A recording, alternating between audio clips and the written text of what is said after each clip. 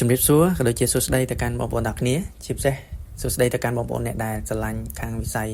ផលិតបទភ្លេងក៏ដូចជាការអ្នកដែលធ្វើស្ទូឌីយោទាំងអស់គ្នាបងប្អូនទាំងគ្នាខ្ញុំមានដំណឹងល្អមួយមកប្រាប់បងប្អូនទាំងគ្នាអំពីក្រុមហ៊ុនល្បីឈ្មោះមួយដែលបង្កើត plugin ហើយពួកគេបានធ្វើការ free EQ គឺ plugin នេះមានតម្លៃថ្លៃមែនទែនគឺ$125លក់ទូទៅប៉ុន្តែបើនៅក្នុងឱកាសនេះគេបានបើកឲ្យ user ទាំងអស់គ្នា claim មកប្រើ free ហើយមិន free តែមួយថ្ងៃពីរថ្ងៃឬក៏មួយខែពីរខែទេប៉ុន្តែគឺយើងទទួលវាបានមកហើយគឺយើងប្រើវាមួយជីវិតតែម្ដង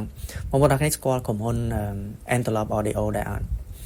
បាទក្រុមហ៊ុន Antelope Audio នេះគឺមានឈ្មោះល្បីមែនទែនហើយ plugin របស់គេក៏ថ្លៃ sound card របស់គេក៏ថ្លៃ speaker របស់គេក៏ថ្លៃដែរប៉ុន្តែក្នុងពេលនេះបងប្អូនទាំងគ្នាអាចមានឱកាស claim plugin យកមកប្រើ free អត់មានគិតលុយមកកាត់មួយសេនទេហើយប្រើមួយជីវិតតែម្ដងបងប្អូនទាំងគ្នាកុំឲ្យខាតពេលយូរយើងនឹងចូលទៅកាន់ website ទាំងអស់គ្នាបងប្អូនអាចចូលទៅក្នុង link ខាងក្រោមដែលខ្ញុំដាក់ហើយបងប្អូនអាចចូលទៅដើម្បី claim វា free បាទនេះបងប្អូនទាំងគ្នាគឺ plugin ដែលយើងនឹងទទួលបានគឺ EQ នេះមាន7 band បាទបងប្អូនទាំងគ្នាបាទនេះបងប្អូនទាំងគ្នានេះគឺជា EQ ដែលពួកគេបាន free មកកាន់យើងទាំងអស់គ្នាហើយរបៀបដែលបងប្អូនទាំងគ្នាទទួល plugin នេះគឺអត់ពិបាកទេបងប្អូនទាំងគ្នាគ្រាន់តែបំពេញ email ចូលទៅបាទបំពេញ email ចូលហើយបងប្អូនទាំងគ្នា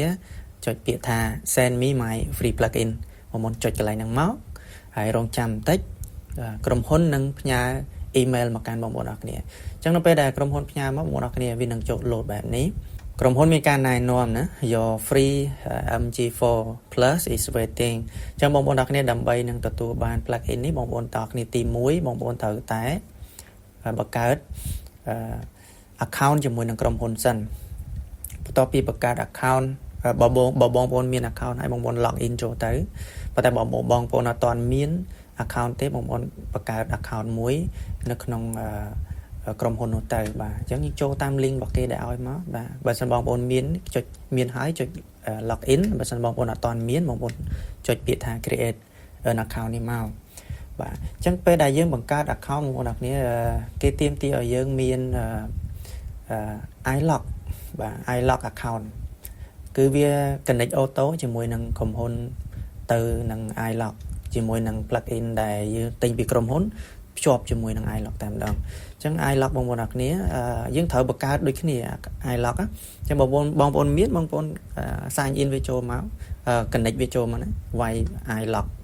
វាយ account iLog របស់យើងនឹងចូលទៅហើយបើសិនណាបងប្អូនអត់ទាន់មានបងប្អូន create